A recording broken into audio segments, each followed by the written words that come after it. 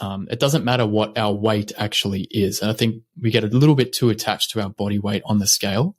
And the way I like to put it is, well, if somebody is 300 pounds, well, if I got them, lean, fit, healthy, looking better than they have in the last 20 years, and they were 280 pounds, does that even matter? Who cares what the scale says, right? It means nothing. What matters is how you look, how you feel, and can you maintain it? So my point is don't obsess too much over the scale. Just use it as an indicator. Just like when we get in the car, we look at the dashboard, and if a light pops up, oh, we need to fix something here, right? Hello and welcome to the 6-Star Leaders podcast. I am your host, Aveline Clark, and you're about to listen to another incredible conversation with an amazing human, all about how they are making a difference in the world using passion, purpose, and their alignment of their genius. It's going to be good. They always are. Enjoy.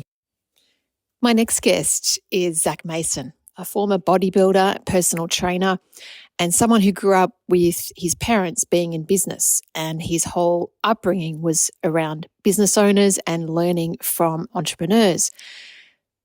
Tie all that in together and you get a man who's now serving entrepreneurs and business owners and helping them to become the physical best versions of themselves. He's an inspiration, and I just loved hearing all that he's learned, put into practice, and how he's become the best version of himself. And he truly has mastered how to overcome the limiting beliefs and the outer edge of the comfort zone, and create a version of himself that he once maybe didn't believe was possible. And he's proven to himself how he can do it, and that's what he does for other people. Brilliant guy, brilliant conversation. Enjoy this one with Zac Mason. Well, here we are. It is another episode of 6-Star Business Podcast. I'm here with my guest, Zac Mason, today. Zac, how are you doing? Yeah, really good. Got my coffee, got my water ready, so couldn't be any more ready than we are right now. Thanks. It's so great to have you. I was really grateful when you were introduced to me and, hearing about what you do. I'm all about, when we get into what you do, I'm all about this, and I'm excited to bring more of these kinds of conversations into the podcast, and I feel that it's a really important thing. But firstly, let's get to know you a bit better for our audience. So whereabouts are you in the world? So I'm in Manly Vale in Sydney. If anyone knows where Sydney is, you've got the CBD, say 20 minutes north, very close to the beach. So nice. Great part of the East Coast, yeah. It certainly is, yeah. Thank you. And now I get to ask you about what you do. So how do you serve people, and who do you serve?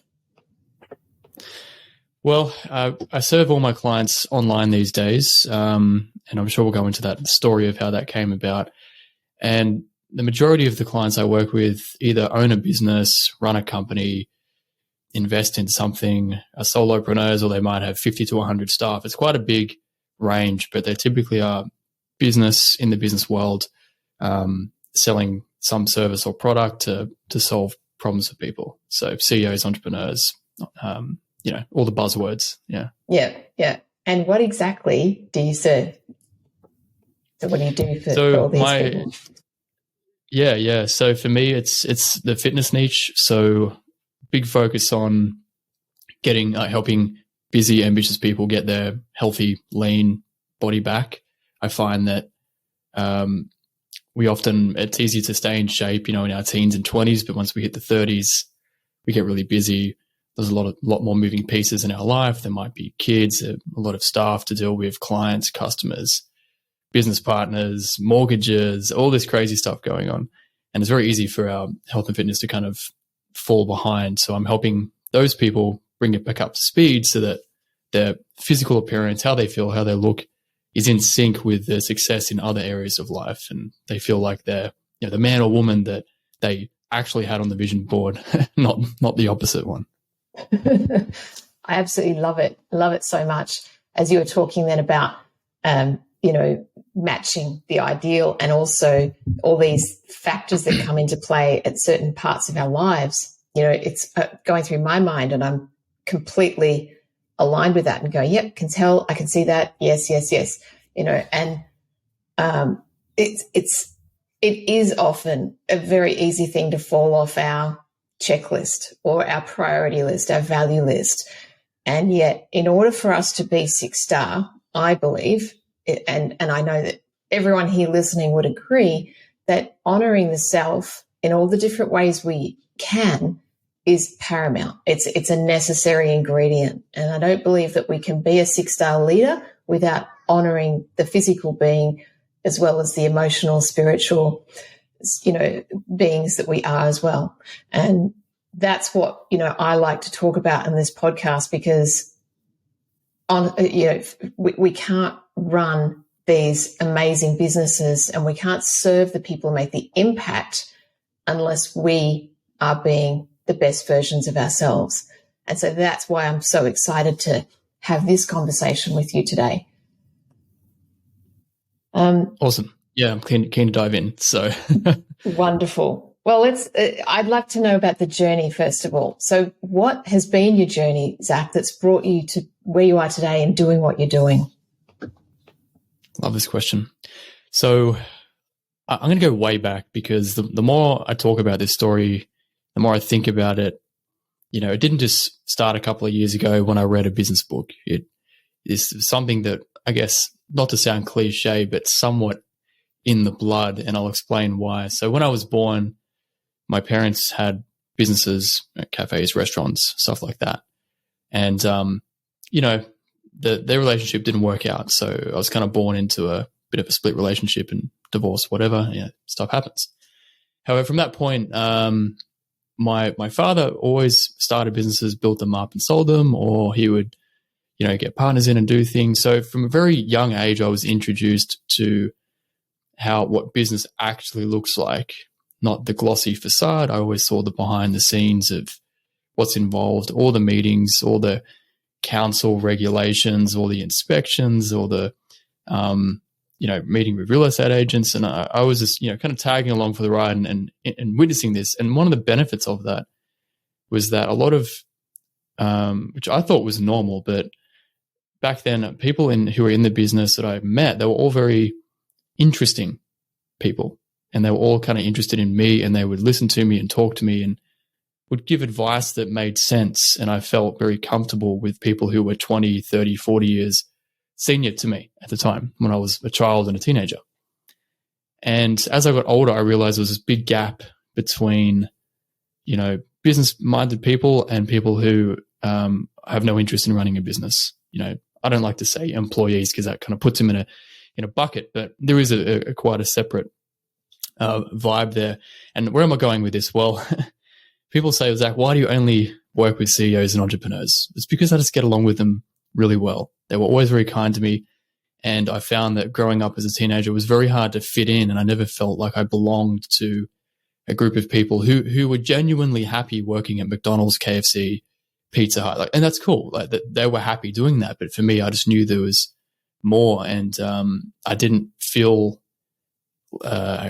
supported or lifted up by the people I was hanging around versus the people who my father introduced me to. So I got to witness entrepreneurship from a very young age. And naturally, when you witness these things, it grows on you, and you pick up the thought processes and you see the world differently. So I knew at some point I was going to work for myself. I just didn't know how. And, some people think that I've always been into fitness. Well, not really. I never wanted to be a personal trainer. I actually thought it was quite a, quite a low class trade to be in. I was a bit snobby when I was younger. So I thought, who would want to be a PT and be in a gym all day? That's terrible. And it's quite funny how I got to that point. Like, I was working with my father in restaurants and all different kinds of businesses, and one in particular that actually initially did quite well, that did run into some problems, ended up failing. And that for me, that was probably the toughest time of my life in terms of hardship, finances. Like, I really had nothing, felt like nothing, and had no kind of idea what was going to happen next. But that was the biggest opportunity that I'd ever received to kind of step out from under the shade of my dad's tree and start growing my own tree, I guess, and branches off in the world. So at that point in time, this was, probably say 8 to 9 years ago, something like that. And at this point in time, I was doing bodybuilding. So I competed a couple of times in bodybuilding. And the reason I did that was because I wasn't, I got to the point where I was 21 years old and I thought, I've got no achievements, no goals, no awards. I haven't done anything. And then when I look in the mirror, I'm not happy with what I see. I've never been happy with my appearance. I always was a bit insecure and self-conscious of how I looked. And I looked around and I was like, well, there's a lot of other people my age doing amazing things. So I need to commit to something. So I committed to the gym, and that became my thing, which I didn't realize at the time was more like therapy, helping me deal with the stress and the anxiety of a new company not going to plan. And that grew on me over time. And thankfully I had a mentor who just kind of showed up at the right time, as they do, when the student's ready, the teacher appears. And that's exactly what happened. He took me under his wing, and he actually was a former bodybuilder from the 90s, but he was right into it, like the steroids and everything. So he knew all of it. And, it was kind of like a Mickey and Rocky moment. He was teaching me everything I needed to know, got me up to speed. And then he dropped the bomb on me, which was, oh, you need to do a bodybuilding competition. And I'm like, oh, really? Like, I don't want to do that. Like, no way. No way you're going to see me up on stage covered in tan wearing basically a G-string. It's not going to happen, right? It's not going to happen. But as a good mentor does, he kept pushing and pinging and pushing and pushing. And then eventually it kind of clicked to me, I never set a goal like that, or any goals. Like I never had proper goal that I actually believed I could achieve. And I didn't really believe I could compete in bodybuilding, but it felt just out of reach that maybe I should give it a shot. Like if I knew if I could do it, it's such a big goal that I could do something else. It was more of this like, hey, prove to me I can commit and get it done, and then I know something good's going to happen. So I did that. And a year later, competed for the first time. And I knew when I walked off the stage, I wasn't like the same person anymore. It was like it was done. Like the old me, all the self-doubt, lack of belief, self-talk, I can't do this, it's too hard, I'm not as blessed and genetically gifted as all these other guys, all that just gone. 21 years of, I don't know if I can swear on this show, but 21 years of, shit disappeared really quick when I got off that stage, and I was hooked. I caught the bug of not just bodybuilding, but the bug of like getting better and improving. And that's when all the self-development kind of clicked, because I was seeing it. It's easy to read all the books and go to the seminars, which I had done since I was 19. But now it was coming real. It was tangible.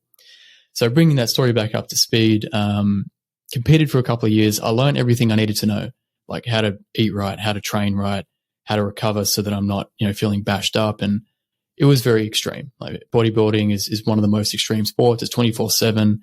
There's, you can't really switch off from it, because then that gets in the way of the outcome you're trying to get to. So that wasn't sustainable. And I don't think my girlfriend would have been happy if I said I'm going to do another year of bodybuilding and not eating out, not having desserts. And she was already like, you know what, this is stupid.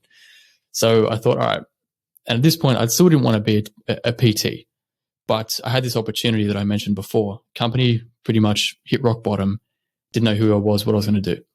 So I said, you know what? I love the gym. Let's get a job in the gym. Like, what could go wrong? It sounds great.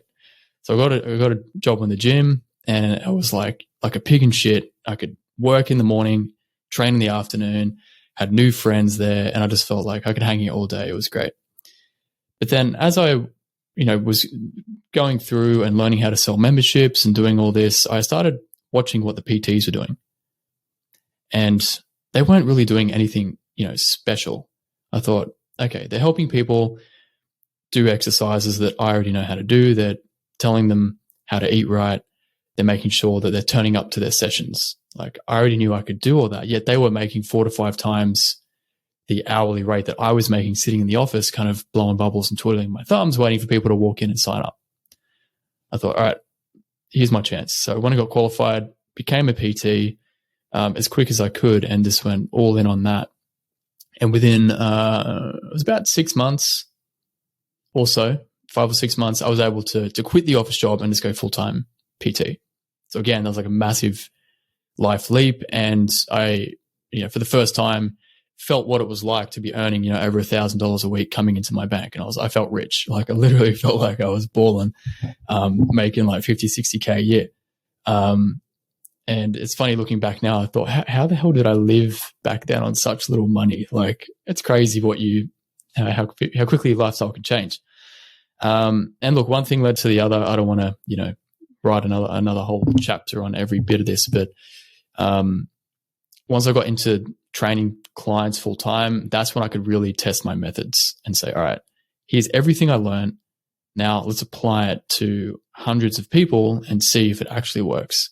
And when it finally, I got it all nice and, fine tuned, I took it online, developed the program. And that's when things really took off, because now people were reaching out who specifically wanted to do my program versus just the gym kind of drip feeding me, here's a new gym member, here's a new gym member. Now I could work with people in the US, New Zealand, Australia, the UK, and, wherever, pretty much doesn't matter where people are, I can work with them. And they're all hyper committed and they want the outcome that we're working towards, which is, getting back that lean, fit, toned body and doing it in a sustainable way that they can maintain no matter how busy they are, how many hours they're working, how many kids they've got, how many trips they're taking, all that. So yeah, I'll bring it to that point for the moment. Thanks, Zac. Wow. Very, very exciting, interesting journey. Wow. So after you finished competing with the bodybuilding,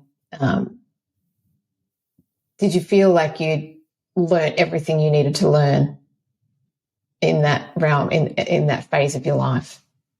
Like, that was done? You're happy to move forward? Yeah. Like, there's a part of me that would still love to go back and compete, but it's kind of like, it almost feels like going back to school to do the HSC. Like, why would I do that? Yeah. Like, I don't have anything to prove to anyone. Like, yeah, I know how to get, an 8-pack and ripped muscles, but I've done it. I know how to do it and I'm happy with where I'm at. So for me to go back and do that again, it feels like a waste of time. I should be helping people with what I know, not trying to show off, if that makes sense. Yeah. What was the biggest, life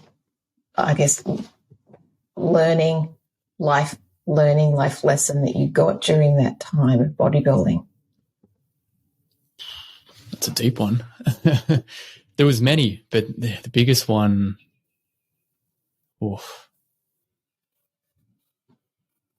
I think it ties back to, like, I'm not who I thought I was. Meaning, up until that point, I didn't have the belief that I could do these things. I genuinely thought I was genetically limited. Like, this is just how I am, and I should just, I'm 21. This is how I am at 21. I should just accept that this is like the best I'm ever going to be, and it's all downhill from here. And that's Zac Mason. That's how he was born. And overcoming those beliefs and realizing that all the people I looked up to were only in the position they were at because of education and practice. So for me, that was like the biggest thing. It's like, I'm only the lessons and the application of the lessons over time away from who I want to be and what I actually want. And that the bodybuilding proved that to me. And it wasn't easy. I was having nightmares that I was turning up to the show, like in bed at night, dreaming about turning up to the competition and looking fat, or, being on stage and like forgetting to put tan on and like waking up during the night being like, I'm like stressing out. Like, it was, I didn't believe it was possible until it happened. So I was working off borrowed belief, you could say.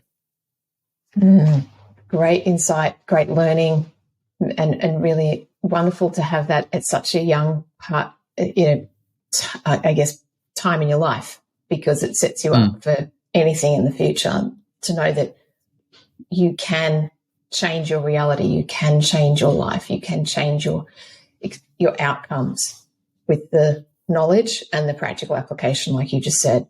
That's brilliant. Yep. Really inspiring. when you were at the gym, you said you were being a PT, and then obviously there was some sort of transition to doing what you're doing now. What was the moment, or was there a key event or something that happened that made you realize that you wanted to go off and do this coaching on your own away from the gym? Do you mean in the gym, or actually going online? Or yeah, just the whole change. Like, so was there a key pivotal moment that defined the decision, or that shone the light on, the transition to doing what you're doing now? Look, I can't recall one, specific epiphany where, the clouds moved and the light shined down from heaven or anything like that. I think it was just this accumulation and compound effect of seeing a bunch of different personal trainers who are all very different, running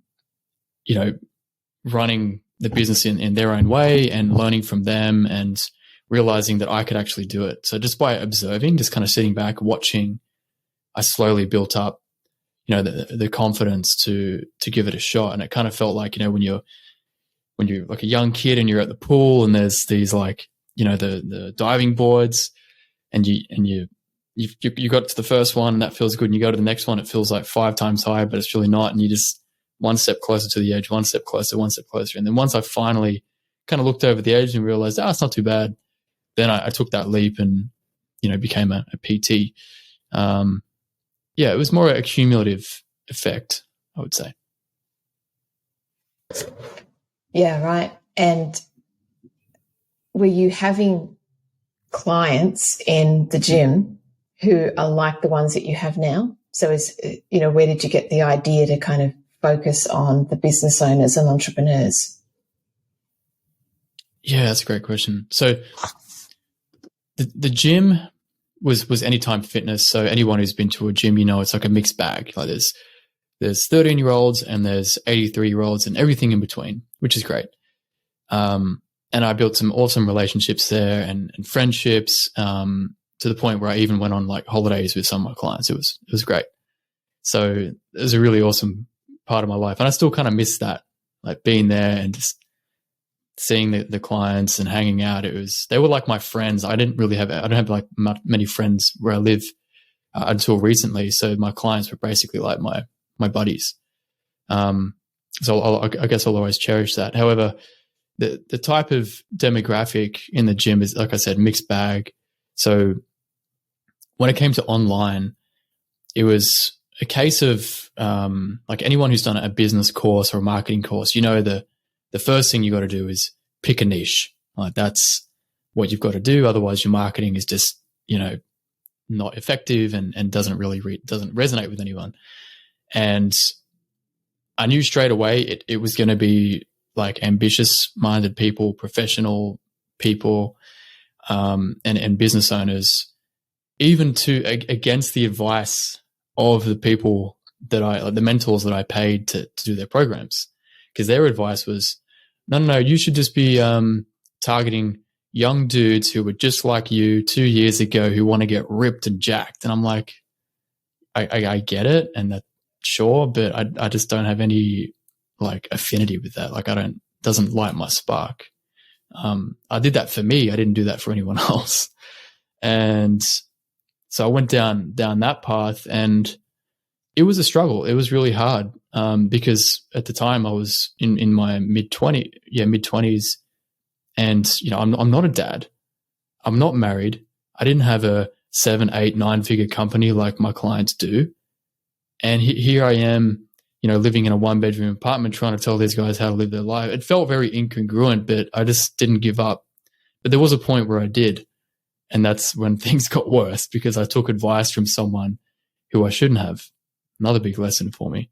And I did try to target the younger guys who just want to get abs for the wrong reasons. And I tried that for long enough that it didn't really work. And I started to believe that this wasn't going to work for me. Maybe I should just focus on the gym, just be happy being a PT, find a way to make more money in the gym working one-on-one with people. The online thing doesn't work for me. And by sheer, like, I mean, not coincidence, but maybe it was meant to happen. A friend of mine who is in the online space, who was doing a lot better than I was, reached out, and he thought I was crushing it because he saw my posts on Facebook, he saw my profile, and he just by looking at what I was doing, he assumed I must be doing really well. So it was very good to hear that. However, I was like, dude, I've got like 2 clients online. It's not working. I spent 20 grand on Facebook ads, but I only made 20 grand. So I'm still like in the negative, and I have, another 5-6 grand left to pay on this course that I signed up to, which is coming from my P. And it was all this, a mess. And he didn't expect that, but he just, gave me a few tips, and he was working with the niche I wanted to work with, which is business owners, CEOs, entrepreneurs, and still professionals as well. But, guys who are striving to be the best in their company, the best in their industry, not just someone who's happy to turn up at, 9 and press a button and bail at 5, which is completely fine if anyone wants to do that. I'm just saying it's different. And he just said, look, here's another way to think about marketing. He sent me some books, things to read, gave me a few examples, and it was like a whole new world opened up. And that's when I thought, now I get it. Now I know this is possible. He's doing it. He's proven it. This is what I needed. And it still took another year to really get going, but things compounded, and a year later it really blew up. And then I actually was able to leave the gym completely, which was very kind of tough to do and a bit sad at the time, but it was like such a liberating thing because I was like, I had this goal of being full-time online. It's right here in front of me. I've got to, grab it by the balls, I guess. So, and go after it. So, and that was, about 15 months ago, I was able to do that. Just walk away from the gym and just go all in on my program and how I help people today. So did that answer your question? I feel like I just went on a mad rant. So great. Brilliant answer. Loved it. This friend of yours who was online and doing really well, who gave you the advice, what books and advice did he give you? Can you remember specifically? What books? Yeah. Oh, there was actually quite a few, but they were like the classics, like Breakthrough Advertising by Eugene Schwartz, the 16-Word Sales Letter by Evaldo Albuquerque. What else? There was quite a few, and it really kind of opened my eyes on how what marketing actually is, and how to do it in a way that would allow me to attract the perfect person that would fit my program. So it's just this nice, smooth transition. Like they want me to help them. They want the outcome. They understand that it's not, it's not going to happen for free, and there needs to be a bit of investment, skin in the game for it to happen. And it just, it was great to look back and see how it all kind of unfolded. Wonderful. And in that process, did you already know exactly who you wanted to serve? Yeah, I was clear on it, but on the the higher level, I didn't understand how to until I learned about reading these books and practicing. It was really the practice that did it, but it's reading the books that got me thinking differently and then doing the reps. So I still I've got hundreds and hundreds and hundreds of posts all in a Google sheet that I've written over those last couple of years that did nothing. No likes, no shares, no comments. But it's all those repetitions, right? It's kind of like a workout. Just turning up, putting my post out, turning up, putting my post out. And it's like doing the curl, doing the walk on the treadmill every day.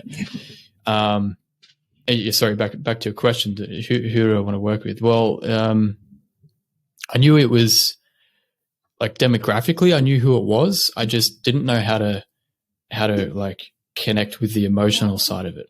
I understood internally kind of how things felt, but I didn't know how to communicate that so that people would say, oh, Zac actually does understand my problem. Oh, Zac gets that I can't hit the gym at 5 a.m. and do 5 workouts a week while my kids are screaming and wanting breakfast and, the wife's been up all night. It took me a while to figure out how to demonstrate and show people that, hey, I understand you can't be a bodybuilder and you don't need to be, but just do it this way and you can still have your cake and eat it too. It took me a while to kind of figure out that dot connection with the marketing side of it. Sounds like you are very good at, having a problem, learning, absorbing the information, and then putting things into practice. Like you call it reps, right? And for a bodybuilder, non-PT, gym junkie person, it's like, oh yeah, that's just doing the work. Yes. You've got a little advantage there in that your whole career to date has been about doing the work. And so you've just taken the application of that mental practice, of doing the work into your business, which is really, really good. And something that, it was hard, I imagine it was. It's never easy. Yeah. No. I mean, going to the gym for me, I don't love it anymore. I mean, I love the results, but the thought of like that, I got to go to the gym today, and I'm already like, oh, what time? What am I going to do? Like, what day? Oh, it's workout C. Okay, yeah, I can do that. Like, it's going to be busy. It's going to be full of high school kids. I sigh more than I smile in the gym. I'm not going to lie. It's not like I'm excited to do it, but it's easier for me to work out now than it is to not work out. The benefits are just so much better.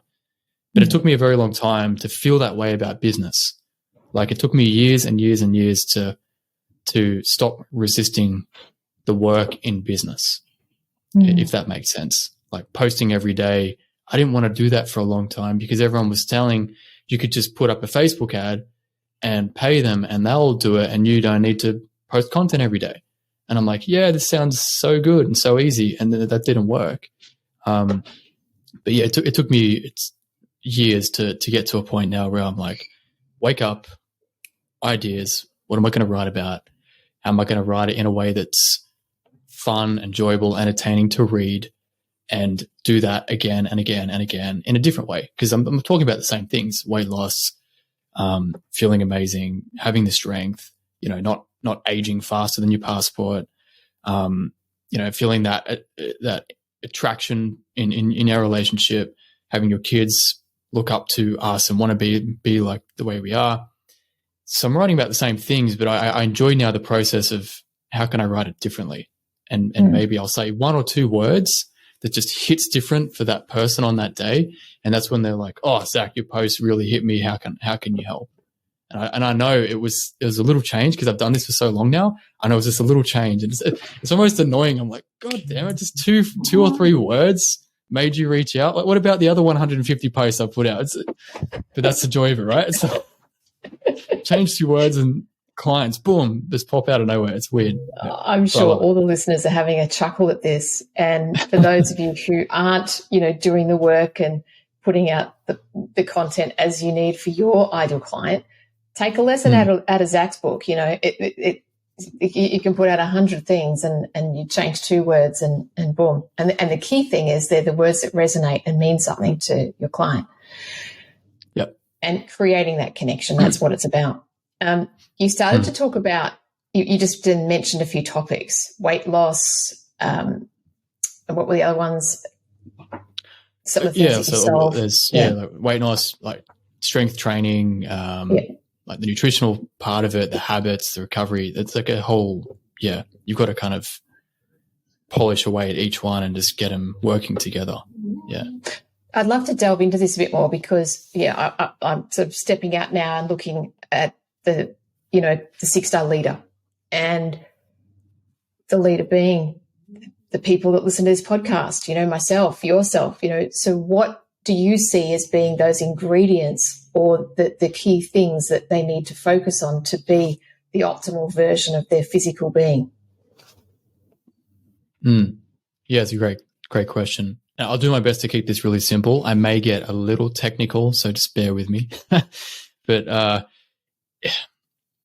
if we're on the same page, let's say the goal is to maintain a body shape that is, fit enough, strong enough, mobile enough to maintain our full function for the longest period of time, right? So instead of having like this kind of steep decline towards, when we pass, we maintain the highest optimal curve and kind of like a wild animal. They kind of live to their full potential, and then it's very quickly they're gone.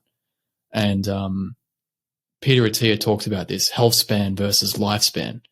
Lifespan can be 100 years, but your health span might be 60, and 40 of those years are spent suffering. Well, what if we could extend that health span to 95 and live feeling great for 95 years, and since that last 5 is a bit touch and go, right? That's better, in my opinion. If we're on the same page and that's where we're heading, well, it's actually pretty simple. We need to have an above average level of muscle mass. Why?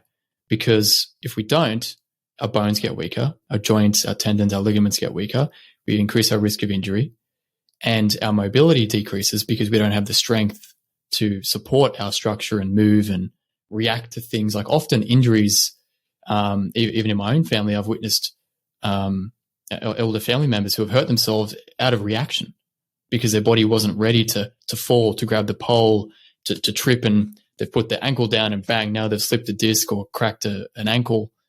But they could have avoided that if they just put a bit of pressure on the body, a bit of strain, to build strength and muscle. So you don't need to be a bodybuilder. You don't need to, have gigantic biceps, but you just need a little bit more than what the average person would have to feel and look great. That's one thing, strength, muscle mass. Second thing is that we don't need to be carrying around a sack and like luggage bags of body fat. It's not necessary anymore. Maybe it was 500 years ago when we had famines and the food wasn't a few buttons away. But we don't live in a time now where we need to be carrying extra energy in case of a time where we actually need it. At least not in Australia. So my point is, it's much healthier to be in a healthy range of body fat, which is somewhere between, for males, that 10 to 17%. What does that look like? Well, you look slim. There's no love handles. There's no kind of belly hanging over the belt. There's some, bit of muscle definition, but you don't look like a freak on a bodybuilding magazine or a men's health magazine. You won't look that lean. You just look fit, healthy, athletic, someone who works out. Everyone would assume that you go to the gym or you play a sport or you do something. That's the healthy range. Above that, it's just unnecessary. And people will argue like, oh, it's better to have more body fat as you get older.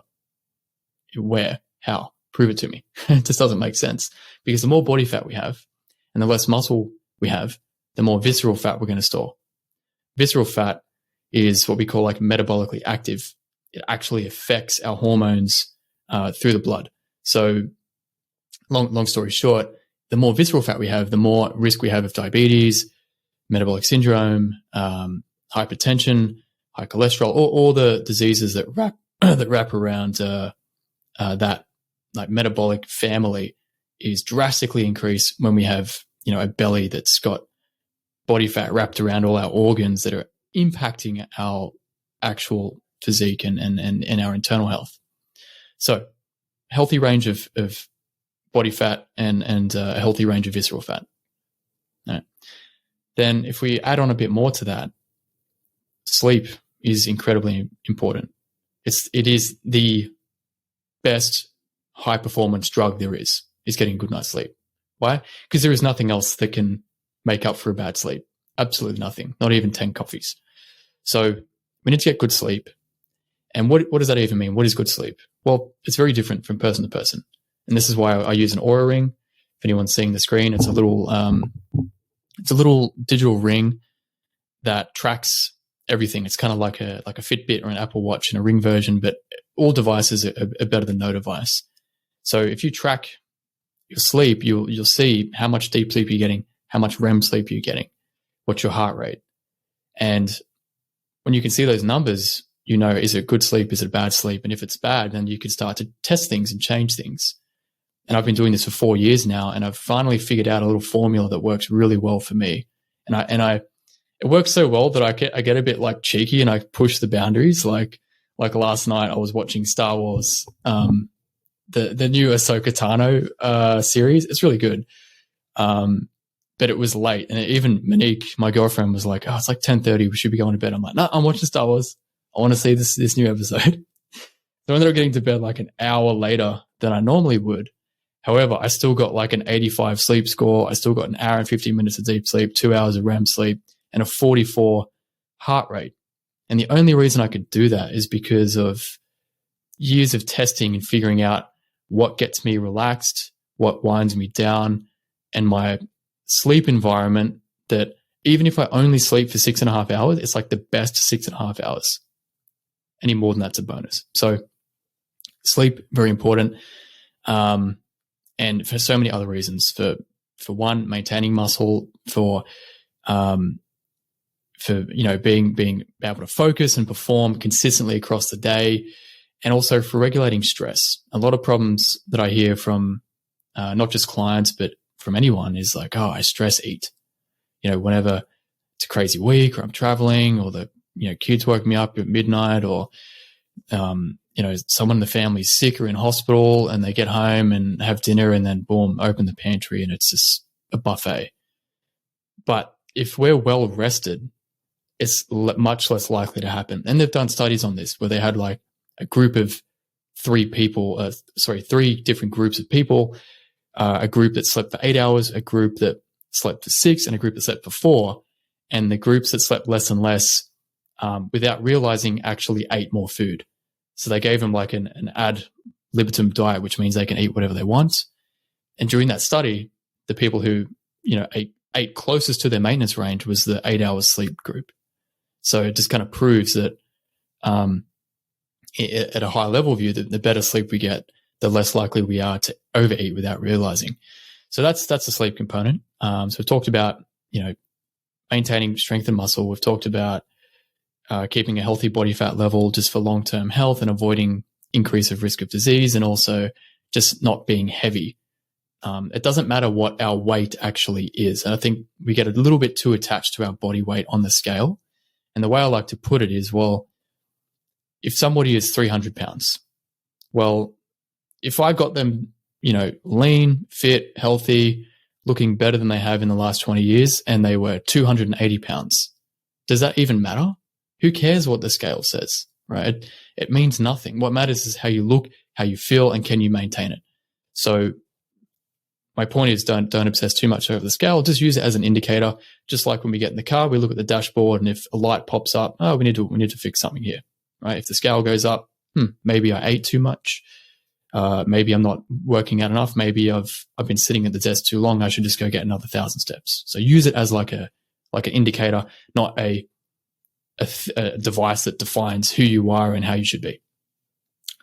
And aside from the muscle, the fat, the sleep, nutrition is also a key part to this whole equation. And it's also a very controversial topic, as you're probably aware. And it's funny how controversial it is, because I can literally show proof of me and all my clients of here's what we did. And then someone goes, no, that doesn't work because of this and that. And no, you can only lose fat this way. And I'm like, I literally just showed you how I did it. And you're trying to tell me it doesn't work. It's like you're trying to say my car is red when it's actually gray. Like, what the hell? So nutrition's a funny one.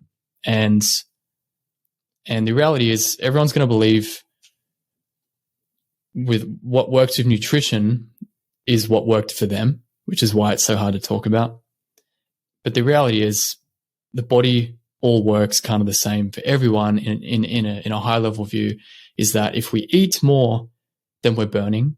So if we, give some real basic examples. Let's say we do 10,000 steps and we burn 2,500 calories. But if we eat 3,500 calories, that's 1,000 extra calories. That's not just going to magically vanish into thin air. It's now in the body.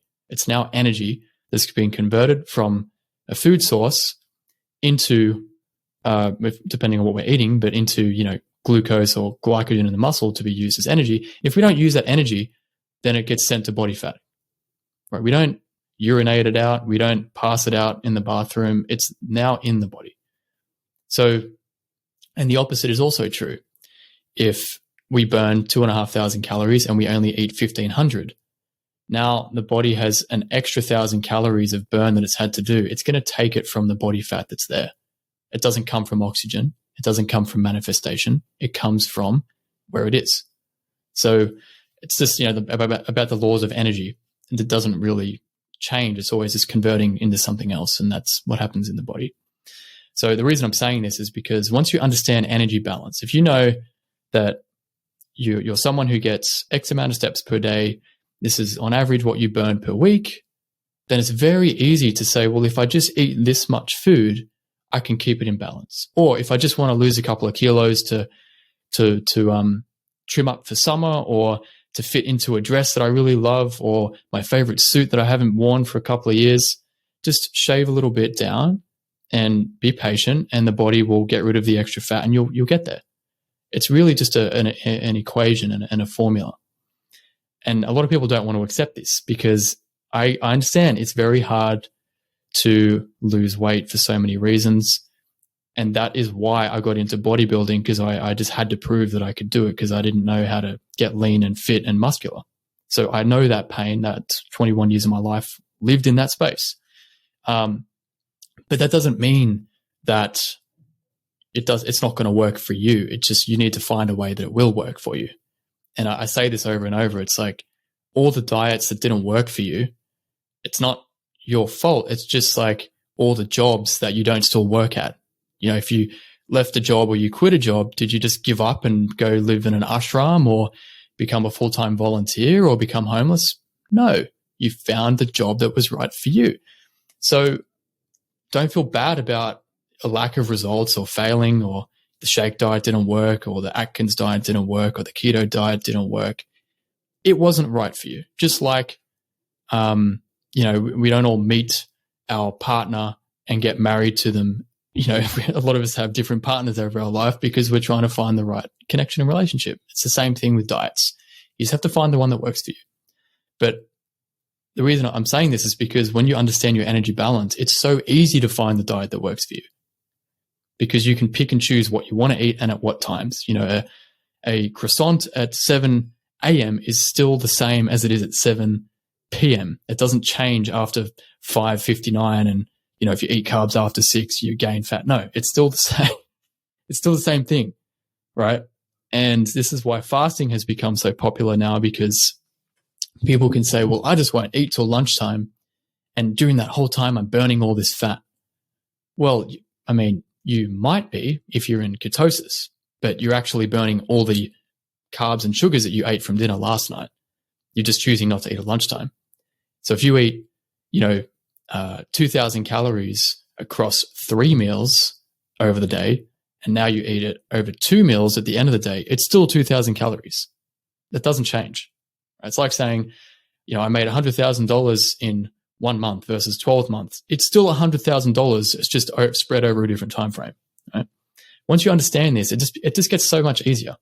And I highly recommend, if for whoever's listening, that if you haven't done it before, just track your food for 1 week. Set a little challenge. Everything you eat, pop it into MyFitnessPal as accurate as you can. It will blow your mind. You'll be like, oh my God, I had no idea how much calories was in my mocha chocolate latte frappuccino whiz bang with a croissant and all this. You will have no idea how many calories was in that pad thai with the curry puffs. But when you do know, you can now make informed decisions, just like we do in business. Should I, spend 10x on my ads, or should I hire this person to do it a different way? And you do the same thing in nutrition. Should I eat 5 slices of pizza, or can I be content with 3? It's gives you back the power to make the decision. That's why I say you've got to track your nutrition.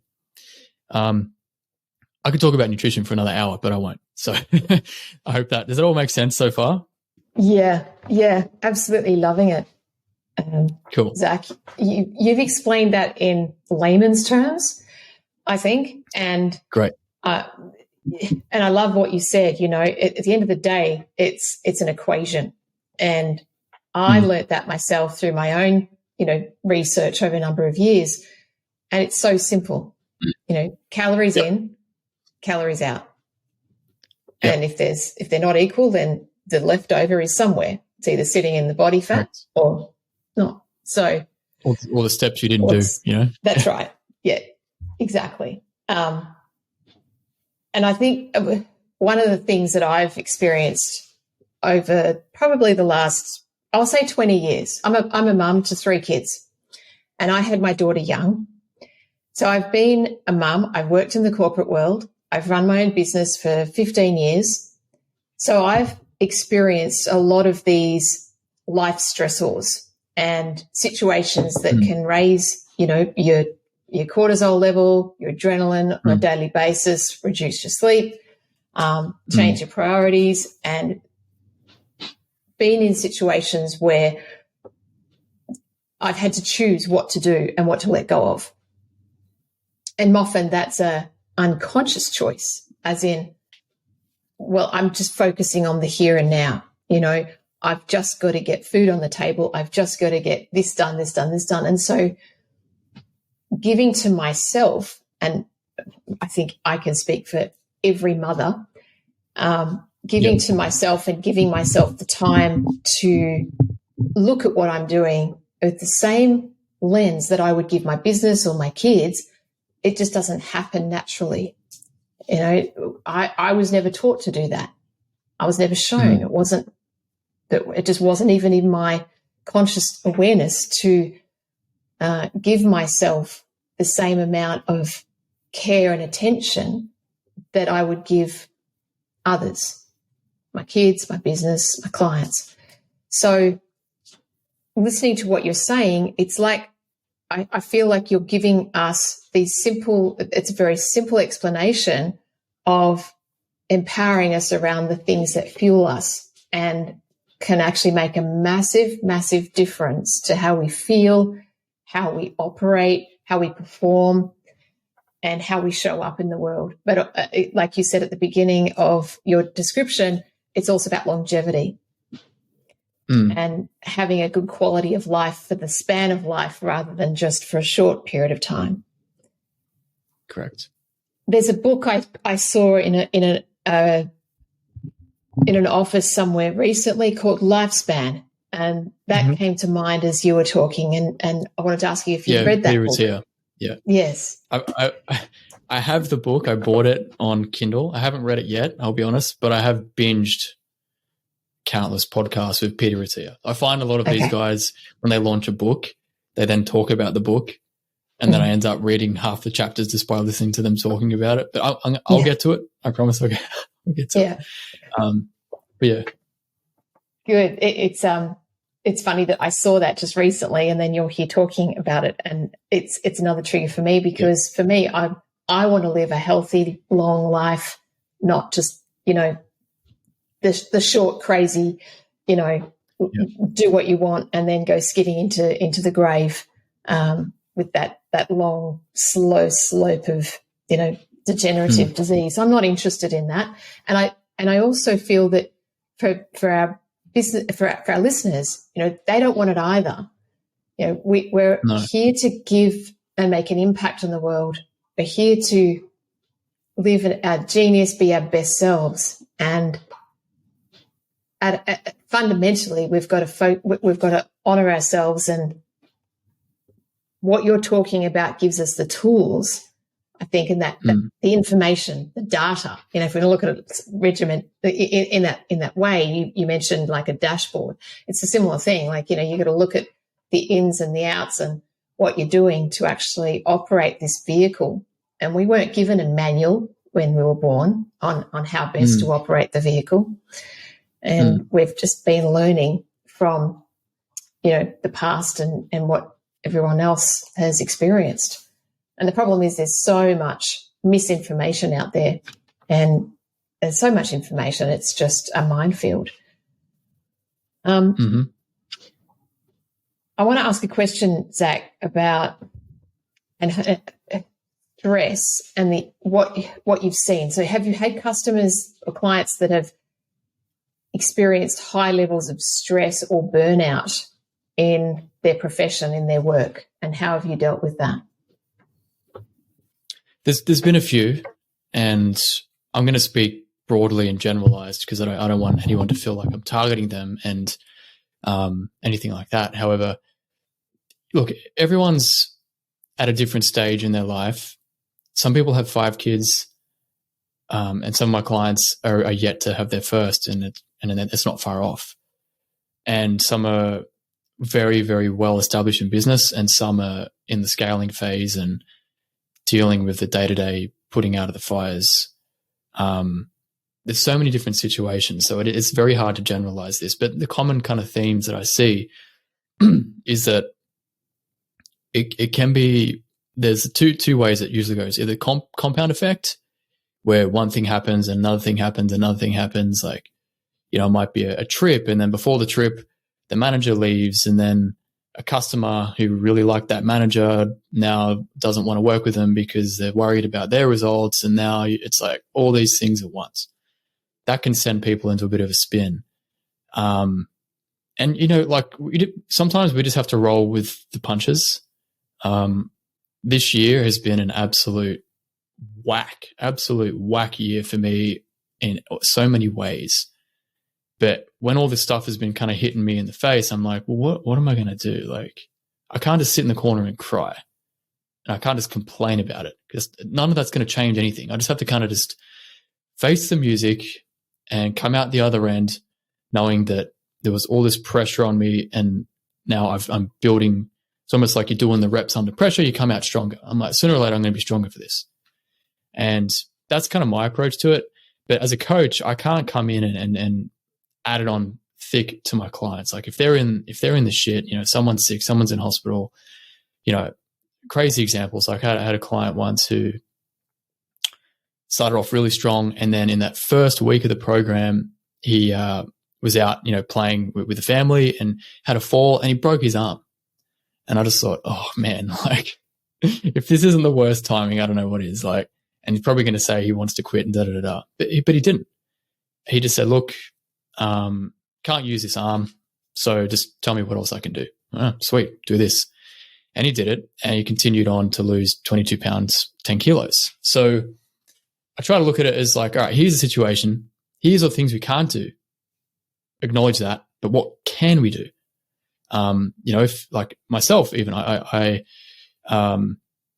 was a bit stressed in June because I had a minor disc injury. I was out surfing, wasn't even a big day. I fell off the board, turned around to grab it, and as I twisted, I felt this ping in my back, and it was an unusual. It wasn't like a muscle tear. It was like this deep, sharp, like shooting pain, and I thought that's super weird. And I went in, and even walking felt a bit funny. And the next day I went straight to the chiro. He did a few tests and was like, yeah, it's looking very much like a disc, like a minor protrusion where it's kind of pinging on the nerves. And I thought, great, I've got a snowboard trip coming up. I've got a surfing trip to the Maldives coming up, and I've got to train and be in condition for those. And my business needs a lot of attention. And now I'm like, just walking down the street to get a coffee hurts. And now I've got to do all this rehab, go to the chiro twice a week. I'm like, oh man, like, why now? Why couldn't this happen later in the year when I had all this free time? But I just said, well, okay, here's the situation. Can't do this, but what can I do? Well, he said, look, you can still train upper body. You can still train all that as long as you're not causing any pain to your back. And you just have to do these rehab exercises for 5 minutes. And I thought, well, okay, I can do 5 minutes of rehab, and I can go to the gym and still train my upper body, just use the machine so there's no pressure on my spine. I just did what he told me to do, and I was able to keep training and not lose muscle and all that. So yeah, I guess that's kind of my approach to it. And the things that I see with clients can vary so much that, as I said, it's really hard to generalize. Like it could be a sickness, a family thing, business, a partnership breakdown, a crazy holiday. You know, you just don't know what life's going to throw you. But I guess my approach is, well, how can I help my client navigate this, and just to identify what can we do, and just help them do that. And if there is a blowout, like there's times where clients will say, look, I've had a really crappy week. I've had way too many beers and wines. I just needed it. I needed it to just chill out and relax. And I say, hey, no problem. Like, one, you're aware of it, self-awareness. You're acknowledging what you did. You're acknowledging that it's not what you really wanted to do, but now it's done. You can't reverse the past. And now you're acknowledging that you want to fix that. So great, let's do it. And what can we what can we change? And instead of having 3 wines, can we just cut it back to 1? Instead of ordering Uber Eats for dinner, can we maybe just get Muscle Chef or Muscle Meals and like one of the, like U-Foods, one of these services that still gives you a really tasty meal, but we know what the calories are. And if you're hungry, then let's just focus on these snacks. So I guess, yeah, I'm just helping them just like a bowling alley. You know, you put the guidelines up in the bowling alley so it doesn't go in the gutter. I'm kind of like that.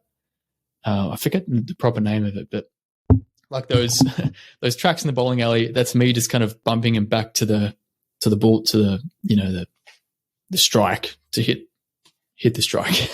Yeah. That was a very poor way of saying it, but you get the idea. I do. I just looked at the time. I can't believe we've been talking this long, and I honestly could keep talking. I really could. I need to ask you the question, the 6-star question. So what does being 6-star mean to you? Yeah, it's a great question. And I'm glad you gave me some notice on this, because I have been chewing on it for however many days since we had a chat. And what stood out to me the most in a business context was that 6-star for me personally is when we get what we want that is not what we said what we want. The second and third order consequence.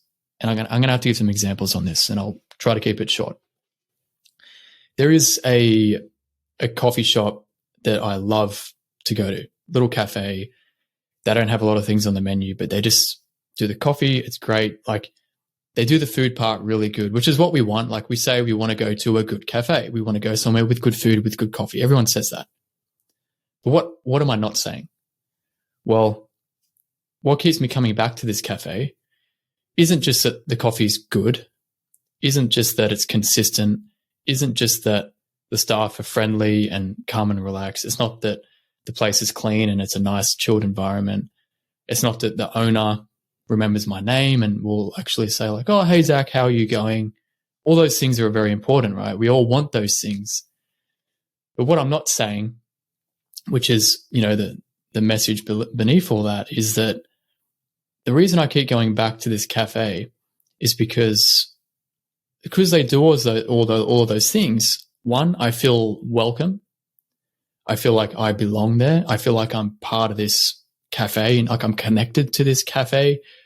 I want to take people there because I feel safe there. I feel like it's going to make me look good.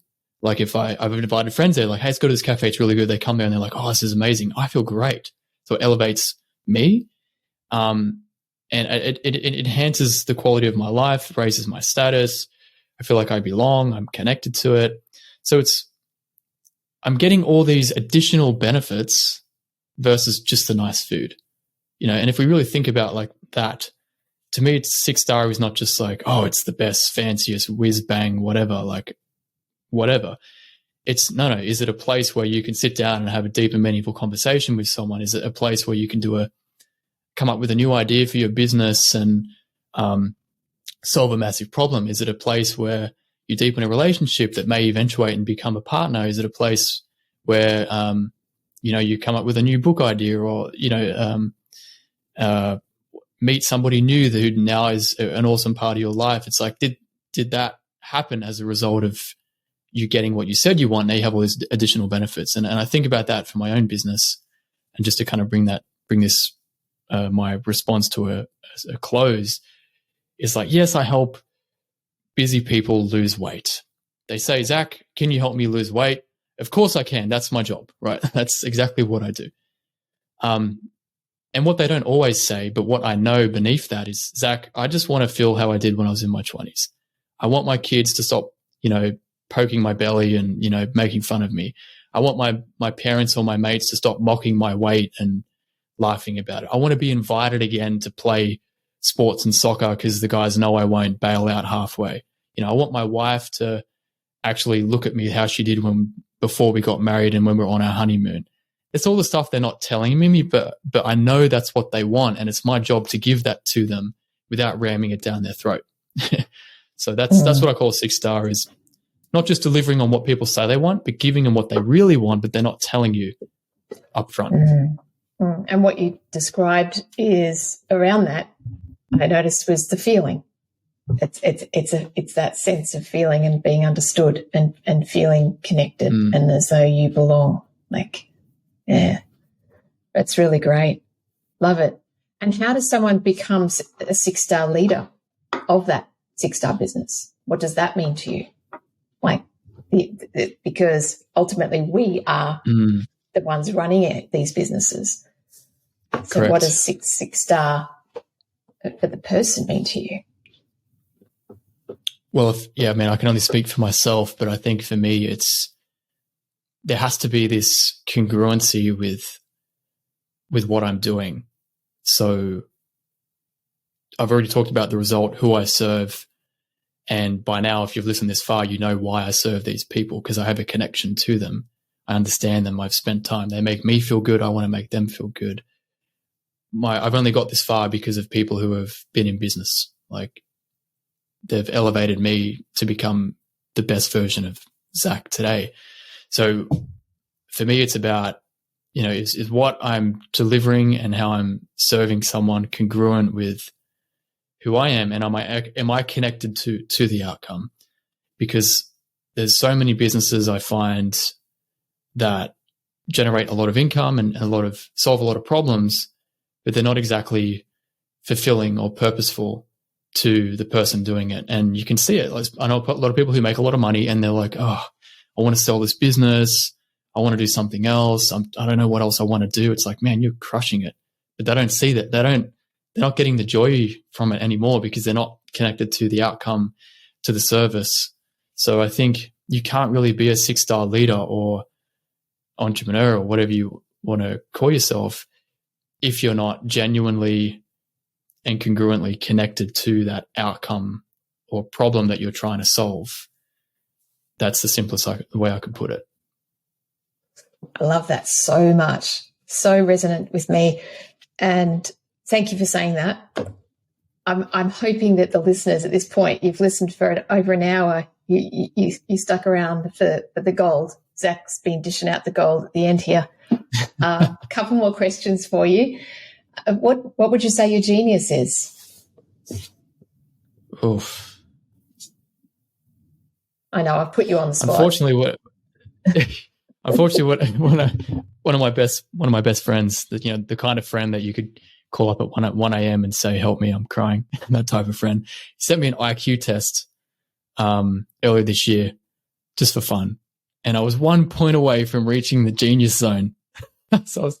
And he made it. I was like, "Oh no, I've got to redo it." And anyway, zone of genius. Yeah, this is a tough one because I feel like it's such a big pump up my ego kind of thing, but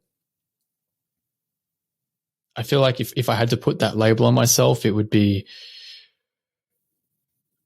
making, health and fitness as simple and easy as possible to do for the people who find it the hardest, and helping someone, get the result they want in like the minimum effective dose. So I think if I have to narrow it down, it's like, what's the minimum effective dose to get what you want and keep it versus doing 10x the effort to still get it, if that makes sense. Yeah. Yeah. Yeah. That's brilliant. It's good. It's great that you have this awareness, this self-awareness about what you do and how you do it. I can see that from everything that you've shared today. Zac, how do people get in touch with you? Obviously, we'll have things in the show notes below, but is there anything that you want to share with them about getting in touch or what you offer? Yeah, sure. So I post content every day on LinkedIn and Facebook. So if you're curious to learn about what I'm writing or get some tips, or even, check out my fat loss secret report or my train less, more muscle checklist, I've got a couple of things I like to give out. You can grab those on my LinkedIn profile or my Facebook. And, if you need help, you're welcome to reach out anytime and shoot me a message. So that's the easiest and best way to find me. Yeah. Wonderful. And is there a little gold nugget or piece of advice you'd like to leave our listeners with just before we finish up? Yeah. Yes, there is. And I'm just trying to think of the words that I put it to my girlfriend Monique the other day. Oh, yeah. So I find whenever I'm comparing myself to somebody else and feeling triggered or bad about it, or kind of deflating myself because I'm, putting someone else on a pedestal because of what they've achieved. It's like the social media effect. You see all these people achieving success and I'm comparing and now I'm feeling bad. I find the quickest way for me out of that, pity party is, well, would I trade places with that person? Would I, want to step right into their life right now and live the way they're living? And if the answer is no, then I instantly have to let it go.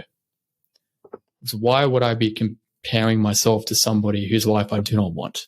But I often find myself doing that unconsciously. And then I'm like, whoa, hang on. I wouldn't trade places with him. Therefore, I shouldn't be comparing myself to him or her or anything. So I would say, be careful who you listen to and don't compare yourself with someone you wouldn't trade places with. Love it. Including me.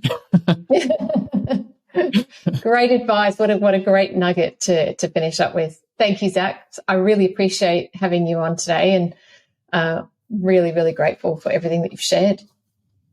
Thank you. It was awesome. Yeah, great fun. Thanks. We'll be in touch very soon. Take care.